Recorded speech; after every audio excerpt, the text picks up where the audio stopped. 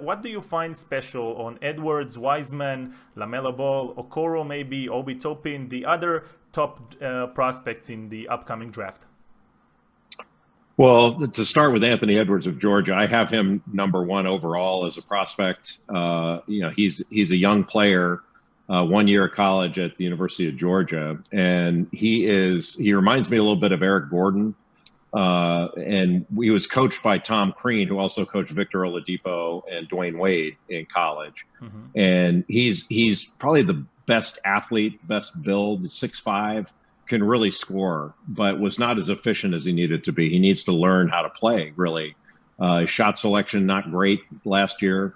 I thought he could have spent more time at the free throw line because he is so big and strong and so athletic. I thought he settled for jump shots a lot.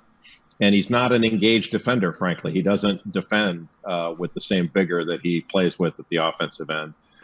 So he's going to need to improve upon that. You can't be a one-way star in the league. You got to play at both ends of the floor.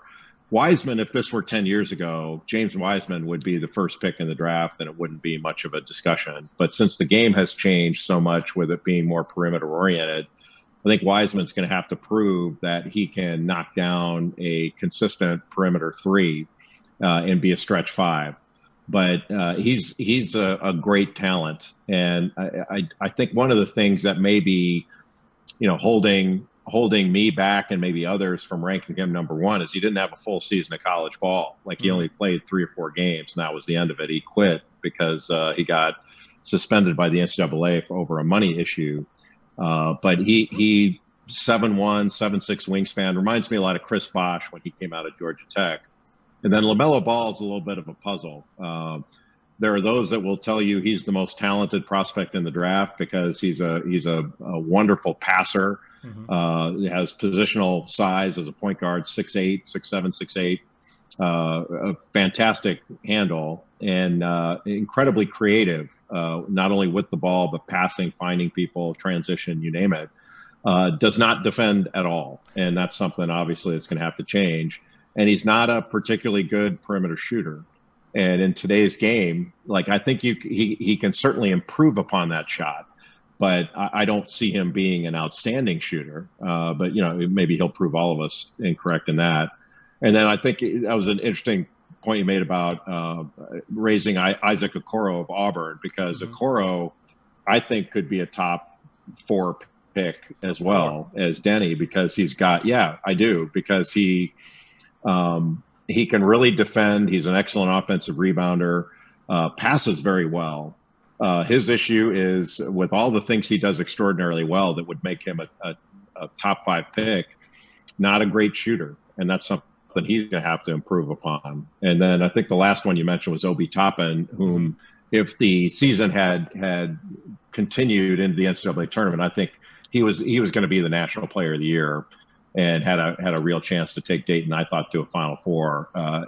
Toppin is sort of an Amari Stoudemire type prospect, very athletic, really runs the floor well, and can knock down a perimeter shot. He was incredibly efficient during the course of the year.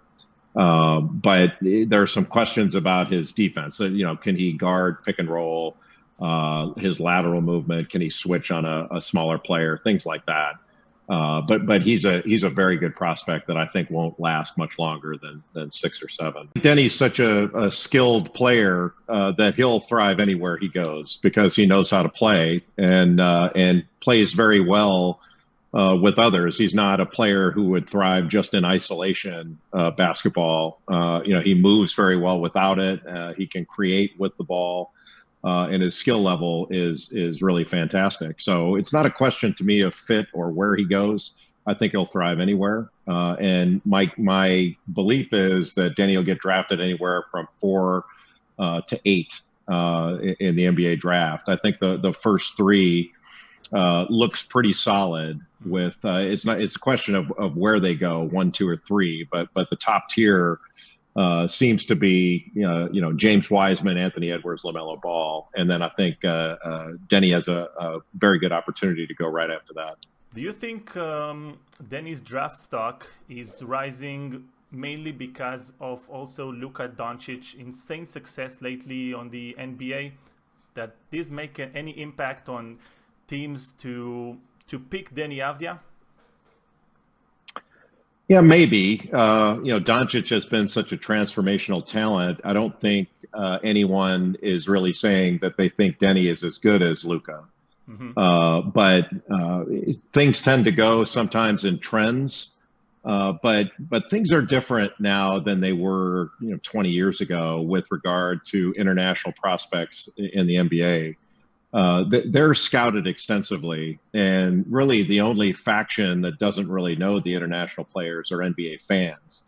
Everybody else, so like the scouts know them backwards and forwards, and they oftentimes can see European international prospects more than they see American prospects at times.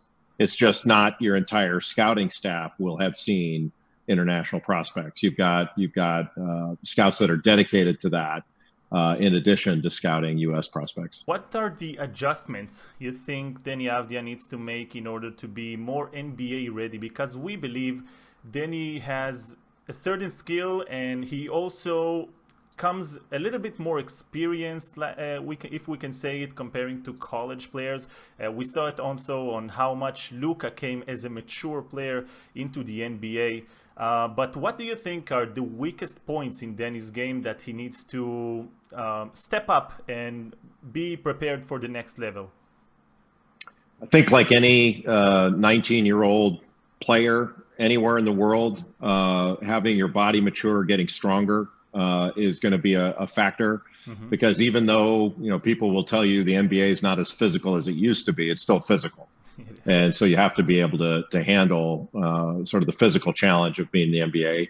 And I think Deni can really improve his shooting consistency, not just from the field, but from the free throw line. I think he can be a much better and much more consistent shooter than he is right now. And he'll certainly have to continue to improve as a defender. He's still a very young player, but very accomplished for his age. And I think is more NBA ready with his experience level than most of the young players that are coming out after 1 year of college.